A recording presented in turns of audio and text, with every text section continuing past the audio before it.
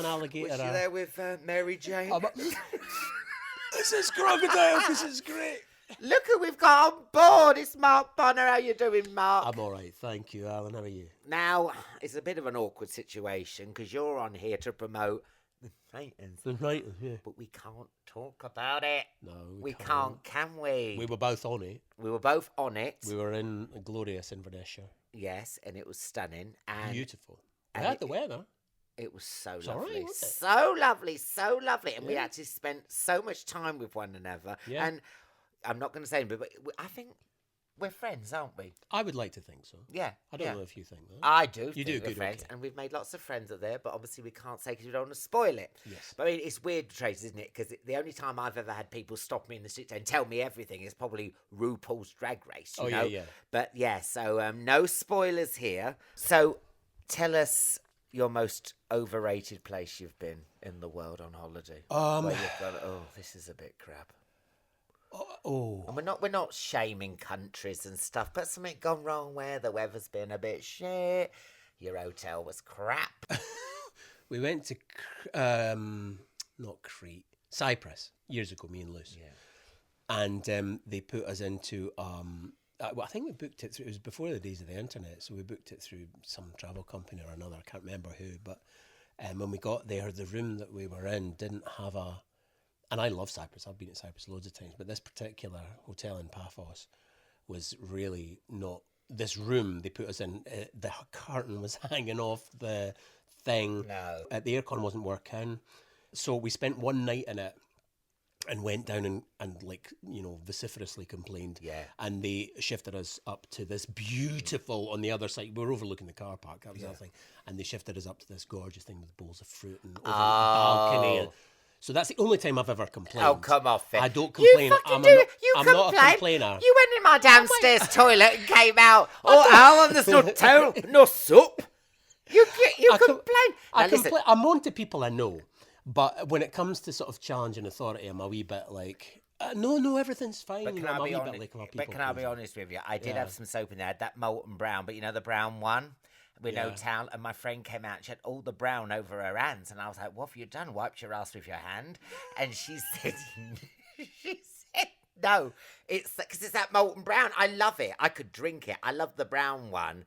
But she went, you've got to put a towel in there because it's all over her thickness. Yeah. But it's disgusting. Isn't it? So this is you've got previous then. I know. It's not just me coming today. I know. I must put a towel in there. And soap's disgusting, isn't it? So that's a health and safety nightmare. I mean, I rinsed very well. Luckily, I didn't do a poo, but no, that's good. Well, you did ask for a coat hanger.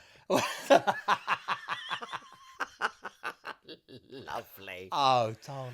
Now listen, I'm going to say something to you as well. You know about complaining. So listen. Yeah. I flew back on Jet 2. Right, yeah.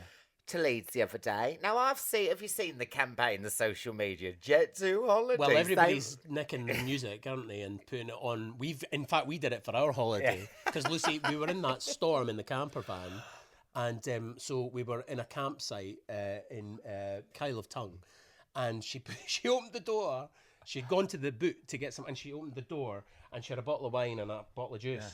And it was just like blowing a gale. And she was like, like that. And so we put that over, we put the Jet 2 music over that. It was hilarious. So you were stuck in the storm? Yeah. The amber one. That was dangerous. That was, end of life care? Well, no, not end of life care. What is it? End of life. What was the word? You would need end of life care if you got caught in it. No, what is it? Care? It's safety, end of life. Life care? Life-threatening? I don't know. Oh, what's the word they use? It was, on the West Coast, it was 140 mile an hour winds. Wow. But where we were, it was only 80, so we were kind of okay. And the van kind of stayed upright. But we just had to stay in the van for the whole night, you know, with the kids bouncing off the walls. Because I went on the Jet 2 and I was expecting, chicken and goats running up the aisle, people having fights, people urinating on me. It was really lovely.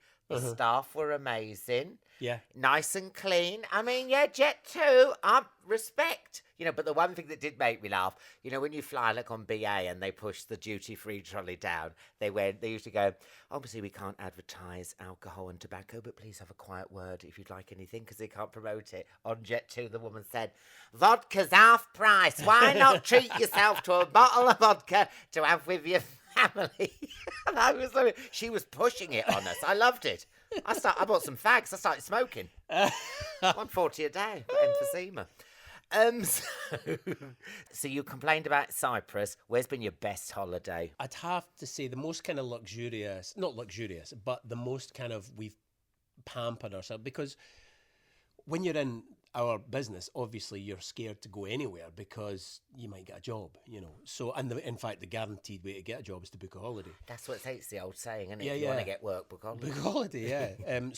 But when we got married, almost 18 years ago now, we decided just to throw caution to the wind. I think I actually had a job when I came back at the Young Vic, but we threw caution to the wind and booked 5 weeks away. So we were married on the 28th of December, 2007, and we went to New York for New Year. Oh, nice. We skated in Central Park on New Year's Eve. That's beautiful. Gorgeous. And then we, via LA, we didn't stop in LA, just saw the airport, but went to New Zealand for 3 weeks in a camper van. Oh. Drove all the way from north to south. Utterly amazing. And then we went to Fiji for a week after that. How long was this holiday? 5 weeks. It was gorgeous. So that's probably the best. It's certainly the longest and the most, not luxurious in that way, but allowing ourselves the luxury of time. Do you know what I mean? And is this before the kids and everything? Oh, yeah. Oh, how wonderful. Couldn't do it now. Did you like New Zealand? I love New Zealand. Have you been? Yeah, I love it. It's beautiful, isn't it? But there were some people looking for dragons, because they're actually Lord of the Rings. Yeah. I was expecting to see a few more dragons. Someone actually said to me on the South Island. Okay. I was like, all right. Bye. Bye. We must swap numbers, you lunatic. Yeah. And have you ever had a holiday romance? A holiday romance? Have you ever had a lads holiday? No, do you know? Come off it. You haven't gone to like Benidorm or Ibiza? No. Sex for breakfast, sex for lunch, sex for supper. Well, that's marriage, isn't it? Oh, yes. Oh, yes. But no, I've never, sort of Blackpool years ago when we were 17, that was as far as we ventured as Is that where you had the holiday romance? Well, no. You haven't had holiday romance? No, come off it, you're a fine-looking man. Well, can I say that to you, man to man? Of course you can, I don't mind. But I kind of, I'd never had those types of holidays. I didn't go abroad until I was 18.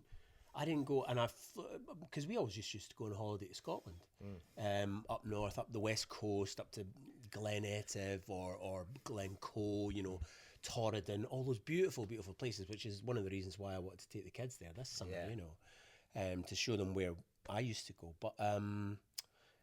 But yeah, the first time I was on a plane was when I was 18. Oh, really? And I went to America to seek my fortune with my pal. And came back with my tail between my legs after 13 days. And running out of money.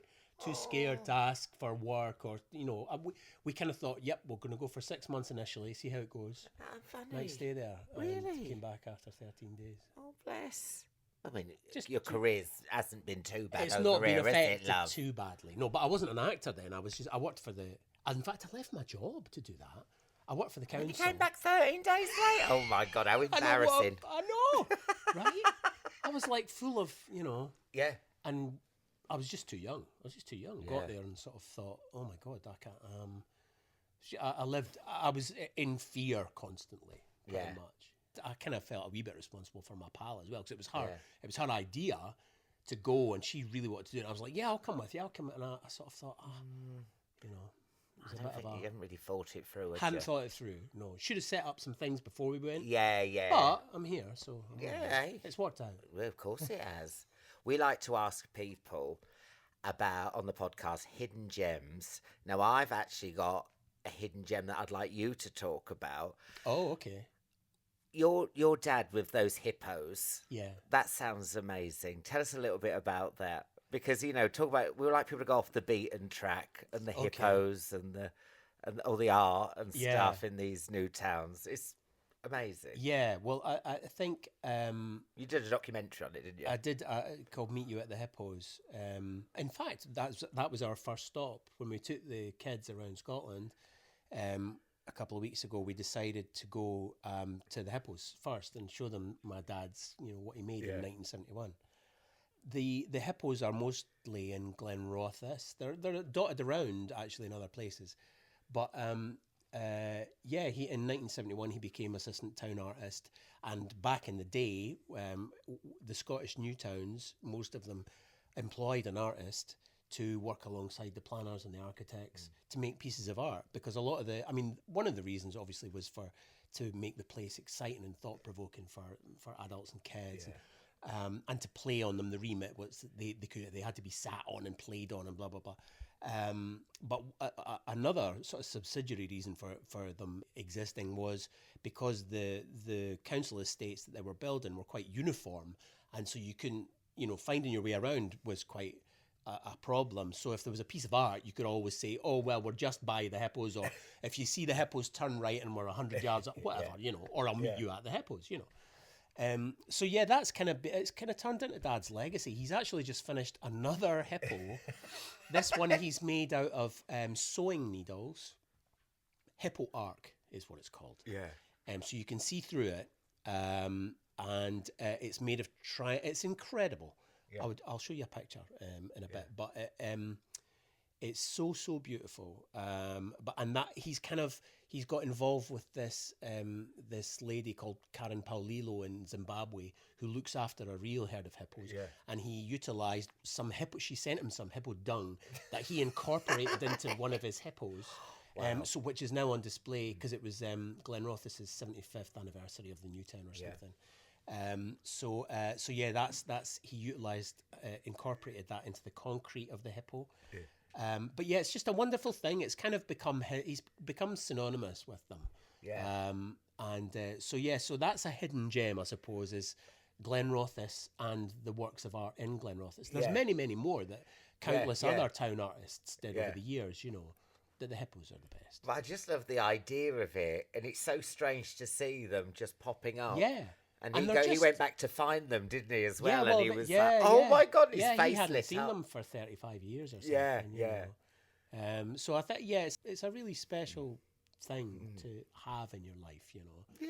That kind of, for me as well, not just for him, but for, the hippo guy.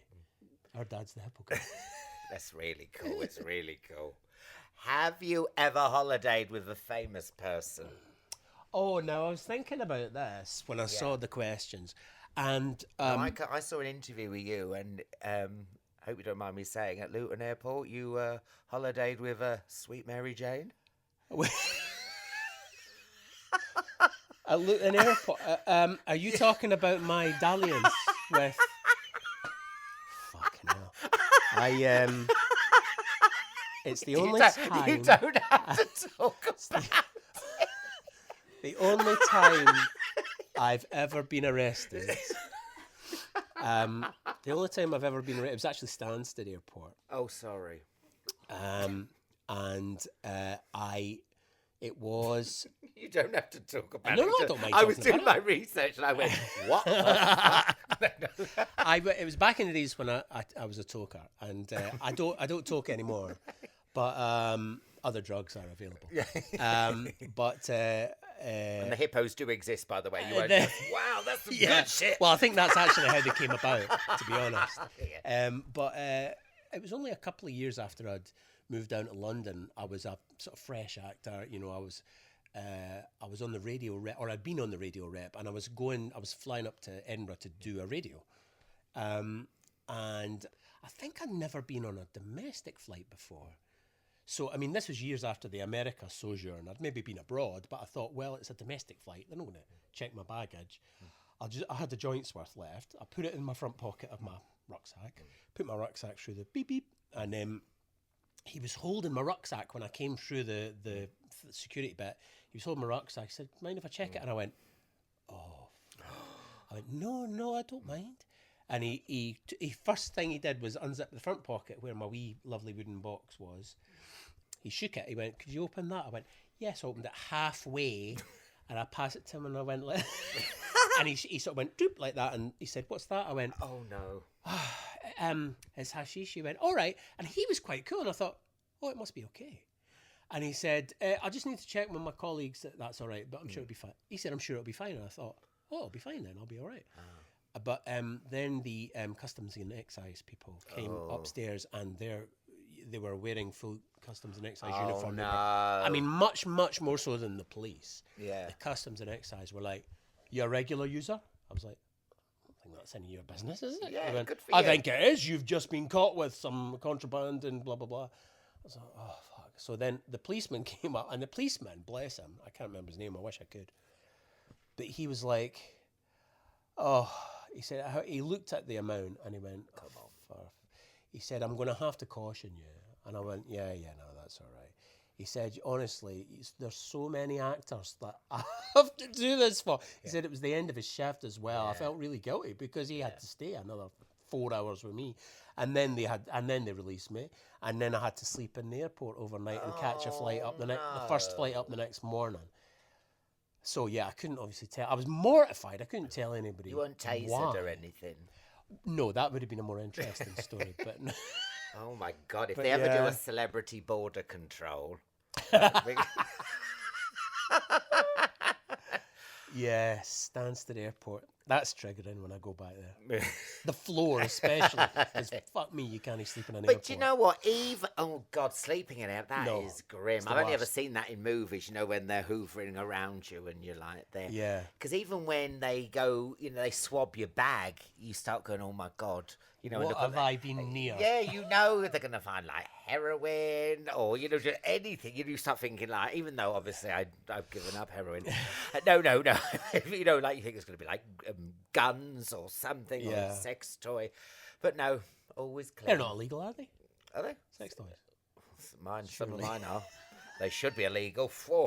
Last night. Oh, you looked a bit peaky. No, I did interrupt you by doing a crap Maryjane joke, but have you holidayed with any celebs? Oh. I mean, it could be tenuous. I mean, someone's been on the same flight as Diana Ross. Okay. I was once on a flight to Venice with Jane McDonald. I know. Shame. She wasn't on a cruise ship, she was on a plane. Plot twist. Just saying. Yeah. Yeah. No is the answer. Come off it. No, I You've was never been in the same hotel as a celeb? No. I think the best thing I can give you is that I've been under canvas with Joaquin Phoenix. Wow. I mean, but that was filming. You were under canvas? But we were under canvas whacking? What? Joaquin Phoenix. Oh, is that Joaquin? Oh, I've been under canvas, Joaquin Phoenix. I was knackered at the end of it.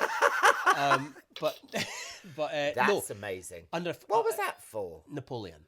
I was in Napoleon with him. Yes. So we had a couple of scenes together, and I played as one of his sort of right-hand men, generals. And but yeah, we filmed. Is he nice? He's lovely, Joaquin. Yeah, he's a good laugh. Yeah. If you get him going, it takes a wee while to get. But I spent a lot of time on it. Usually, just riding beside him or kind of tutting or doing that, or But I spoke occasionally, and I had a couple of lovely scenes with him, and they were both under canvas because we were supposed to be in Egypt on the Egyptian campaign that Napoleon, the famously awful Egyptian campaign. So I've been under canvas with him. I've also been in the back of a van with both of the best Mr Darcys, in Matthew McFadden and Colin Firth. So I could. That's maybe tenuous. I know it's not sharing a hotel with somebody famous. I know it's work, pretty amazing. But the best. We were in the green room one time. It was Operation Mincemeat was the name of the film, which is now a musical. An award-winning musical. And in Broadway. Yeah. Which I saw Colin recently, but last year, and he said he went to see it and said it's brilliant. I've seen it myself, but I was in the green room one time, just the three of us were in the green room, and they started talking about playing Mr Darcy, and I thought, fuck me, if anybody could be a fly on the wall for this conversation, they would bloody love it. It was great. They were actually saying how kind of thankless a part it was to play, but really, they were saying there's not a lot of meat in it. You know, it's kind of, he turns up kind of looking rugged. I've never seen it, to my shame, but or read it. Do you have a television at your house? Well, you wouldn't think You don't it, seem to watch. You know I'm A-list. Are you? Yeah, you know I'm a national treasure. I would have dressed up if I'd known. But no, yes, we do. It's very rarely on, or if it is on, it's usually Minecraft or stuff that's on it. How rancid do you go with the TV? Do you ever watch Botched? I love Botched. Have you seen it with plastic surgery goes wrong? No, I've never seen that. It's really good. I mean, it's a very weird angle because it's people who want to have their, things have gone wrong and they want to correct it. Right, yeah. And then you feel sorry for them, and then you look at the little thing that tells you about the show. Can Dr. Robert help Janet and her Godzilla tits? And you're like, that's not very sympathetic, is it? And then she comes in and she's like, look, and then she pulls out a watermelon, bang, cracks the melon in half. Have you seen it? Massive tits. God. But she wants some change. They're too big. Do you remember? They're too big. And if you want to donate, go to GoFundMe page. Numbers on the bottom of the screen. Do you remember Eurotrash with Antoine? I love and the Romeo cleaners. Yes, they were brilliant. The whole thing was brilliant. But do you remember that they used to feature a woman on that had the biggest, Lola Ferrari, and every time she was on, because you can see her boobs were so massive. Yeah. And she'd had like 3 or 4 augmentations or something. Yeah, they were huge. And you could see the skin on her neck. I know. It looked so painful, and I just thought that's not. You don't need bigger boobs. You need to go and see someone and have a chat. About if you're kind of disabling yourself. To that extent, in that way, sexualizing. Then you have to go and. You have to go and have a word with someone. People don't understand. Kids today don't understand Eurotrash. Nowadays, they can see all this. I used to watch it late at night with me telly up in my room. I put the towel along the door so my mum and dad wouldn't know it was on. I mean, it was pure filth, wasn't it? Yeah, it was. But that's the only time you got any filth. But it was titillation. But it was also kind of eye opening, wasn't it? I know, because you got to see parts of other countries. I thought it was quite a good show, and it had good. He was brilliant, Antoine de Carr. He was that's the reason I voted for Brexit, really, when I watched it.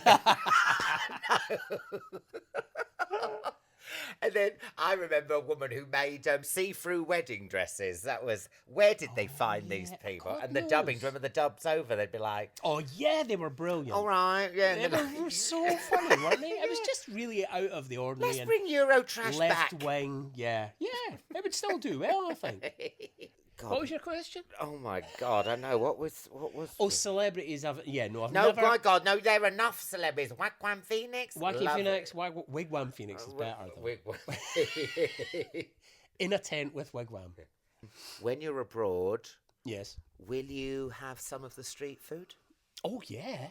What's the most adventurous thing you put in your mouth? Crocodile. Wow, we've never had crocodile. We've had shark, and we've had shark. It was either crocodile or alligator. But, sorry to disappoint, it wasn't abroad. It was just off Oxford Street.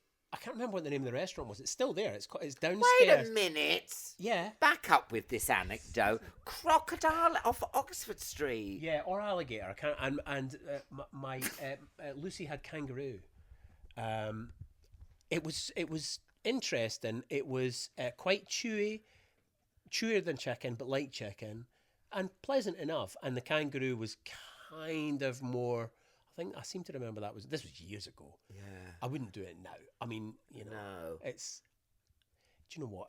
Am I right in saying crocodile or alligator? What do you have with it? Do you have like mash or chips? I think it was kind of like. it was quite nouveau. Maybe I'm talking at my arse. Maybe I had kangaroo and she had something more normal. Are you sure Maybe I've made up the crocodile. Park Zoo? And yeah, maybe I'm making because crocodile and alligator. Was you there with Maryjane? This is Crocodile. This is great. Hey, man, this crocodile. It's actually a kebab. It's a lamb kebab, sir. Yeah, whatever, pal. Good shit. It can't have been crocodile, can it? I don't know if they'd let you eat crocodile in London. They get a bit. It must have been kangaroo.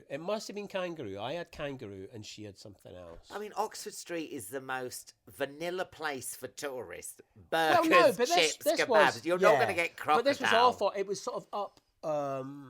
Edgware Roadie? No. It wasn't far away from Oxford Street. It was kind of up one of the little side streets, near the telecom tower. It was downstairs. It was called, and it is still there because I've walked past it, and I can't remember the name of it. You know what? I think some of these stories we're going to have to add at the end. Yeah, we do little you get in books, little asterisks. Ask me to do a voiceover later on. Yeah. I'll send it down the line from my home setup. We'll dub it in. So it'll seem like I'm really interested. And also, you can put somebody else's face on my face. Don't be silly. Why would I do that on that gorgeous face? Listen, we were talking about earlier about how brilliant Department Q is. That was filmed in Edinburgh and also a bit of Glasgow, wasn't it? I think. Sorry, that was a grandad noise. Oh, God. I remember it. You're like that granddad in Simpson. I remember the day when you were born. We've never had a death rattle on the podcast before. Well, look, you invite me, you get everything. But most of it I can't remember. I don't think it was filmed in Glasgow, unless they went through there. Come on, some of the scenes were clearly Edinburgh, up the Royal Mile. No, it was all Edinburgh.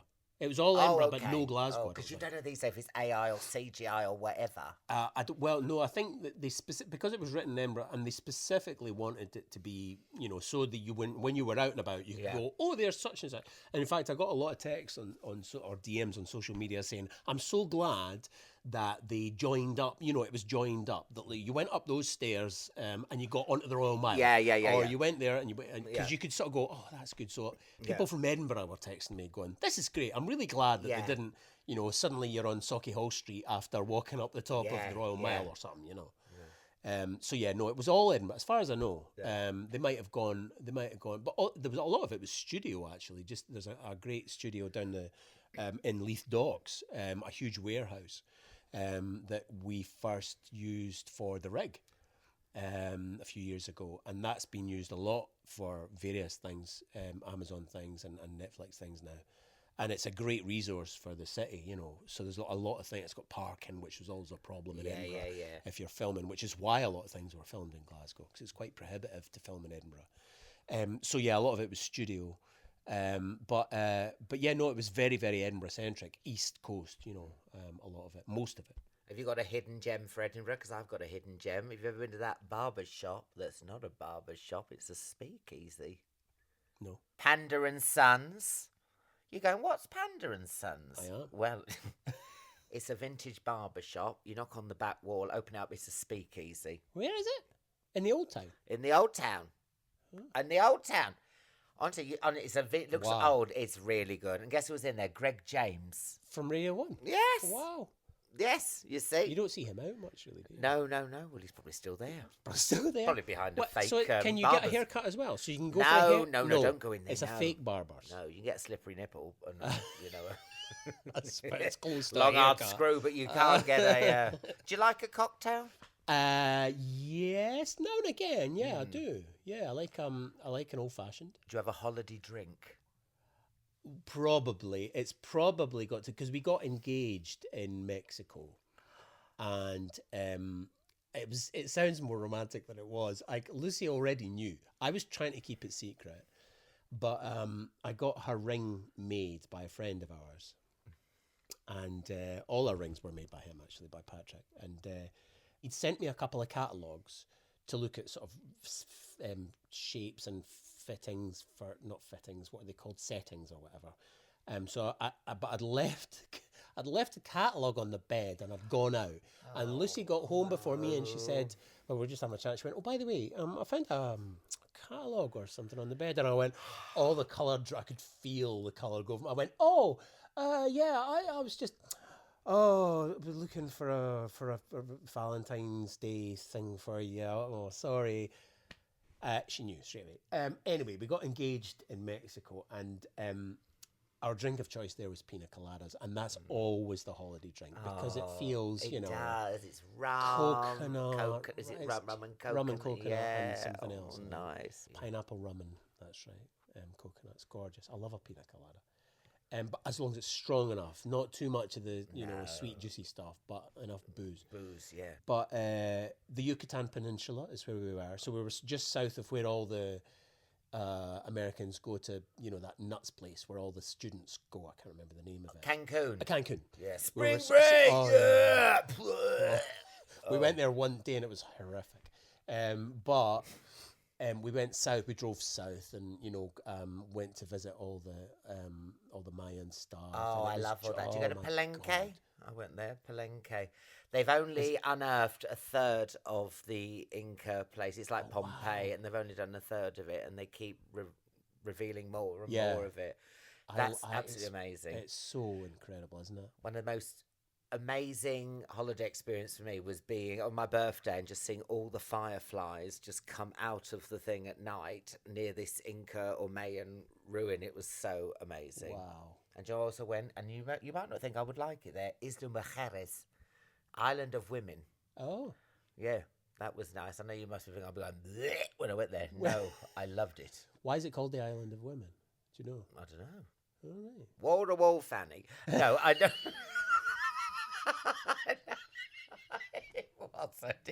It wasn't. It wasn't. It was not, sadly. I have to ask you this. Yes. 100 years old, you're in a rocking chair. Oh, yeah. You got your blanket over your knee. Where in the world do you want to be? Where is home? So nice. Yeah. Home is home for me, really. I mean, although it is a travel podcast. Okay. I'd love to go. Just make something up. Well, do you know, at that age... Eating crocodile on Oxford Street. Well, obviously made that up. At that age, to counter your statement, at that age, I would imagine that travel would be getting down to the bottom. We've got quite a long garden. I would imagine that travel would be getting down to the bottom of the garden in my little thingy. So there'll be two. I'm going to give you two answers. I'm going to give you that because I love our garden and it's very long. Like I say, you get the sunset at the bottom of the garden at the end of the day. Oh, nice. We've got a lovely couch down there and stuff, and I can play music and stuff. We've got anyway. So I'd love to be there because that's where my heart is. Oh. However, my heart is cleft in twain because recently going up and seeing Scotland again like I used to when I mean it was so emotional. Samuel was switching on Radio 3 all the time. He suddenly found that he liked classical music. And one of the times he switched it on, they were playing one of my favourite symphonies, which is Mahler's Second. And it was the end of Mahler's Second. And the end of Mahler's Second, which is called the Resurrection Symphony, is so unbelievably kind of rousing and emotional. And, it brings tears to my eyes even thinking about the music. But then coupled with that, we were driving alone on this beautiful road in Scotland with mountains in the distance and this music playing, and I started Samuel was looking up at me going, "Are you crying?" I went, "Yeah, I am. It's the most beautiful thing to see this and to have that one of my favorite pieces of music playing is just like a magical moment, So I would say that would be the other place I would like to be in Scotland when I'm 100. Looking out over the water with the mountains in the background, somewhere behind me, and a pina colada, and a tasty bit of crocodile, holding the hand of my wife. Oh, that is beautiful. When we were doing Traitors, what was that amazing word you described of the trees? Do you remember? It was beautiful, the surroundings. Do you remember? Is it glowering? Oh, the gloamin. The gloaming.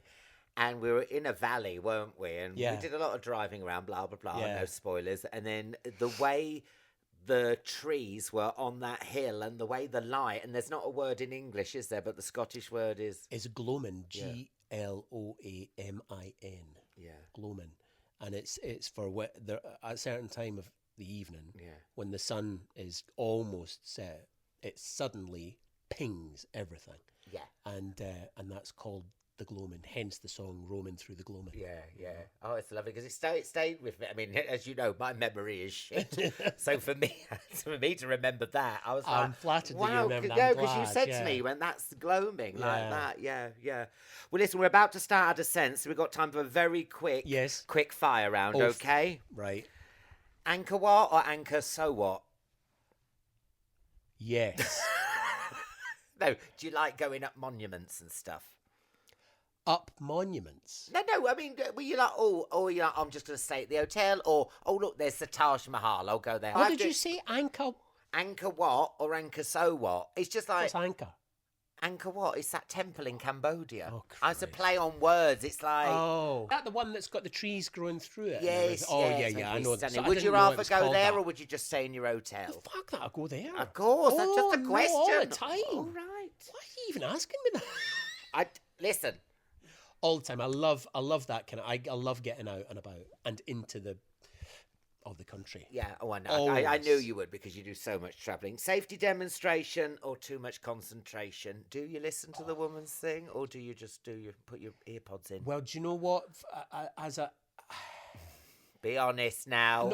No, I am going to be honest. I do listen to it because knowing my memory... And it's always good to have a wee refresh. And and it's partly that, and it's also partly they're doing a job and you want to pay them some respect. I know. Isn't it?